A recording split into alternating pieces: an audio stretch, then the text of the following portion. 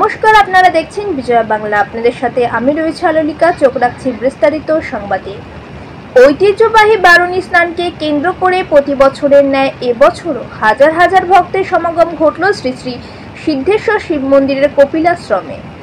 মাধবকৃষ্ণা ত্রয়োদশী তিথিতে আয়োজিত এই বারুণী স্নানকে কেন্দ্র করে বৃহস্পতিবার বরাক উপত্যকার 3 জেলার বিভিন্ন প্রান্ত থেকে অসংখ্য ভক্তরা জমায়েত হয়ে বরাক নদীতে ডুব দিয়েছেন।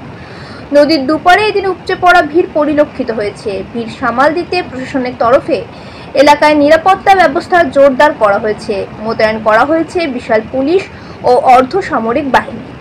বারুণী স্নান উপলক্ষে নদীর তীরবর্তী এলাকায় সনাতনীরা ঐক্যবদ্ধ হয়ে বিভিন্ন ধার্মিক অনুষ্ঠান আয়োজিত করার পাশাপাশি পূর্বপুরুষদের তর্পণ, শ্রাদ্ধানুষ্ঠান ও পশুদানের মাধ্যমে প্রয়াতদের আত্মার শান্তি কামনা করেছেন।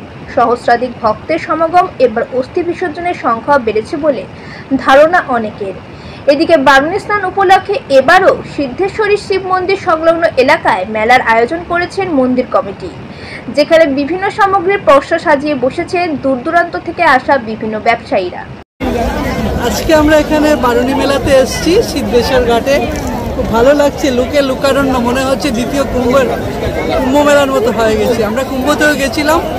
আমাদের শাস্ত্রে বলে যে কুম্ভ মেলাতে প্রয়াগরাজে স্নান করার পরে এখানে বুড়িগঙ্গাতে এসে স্নান করতে হয়। তাই আমরা সবাই মিলে আজকে এসেছি। আমরা সবাই গেছিলাম কুম্ভতে, এই কুম্ভর পরে আমরা এখানে এসেছি। আর এত সুন্দর ব্যবস্থা, খুব ভালো লাগছে।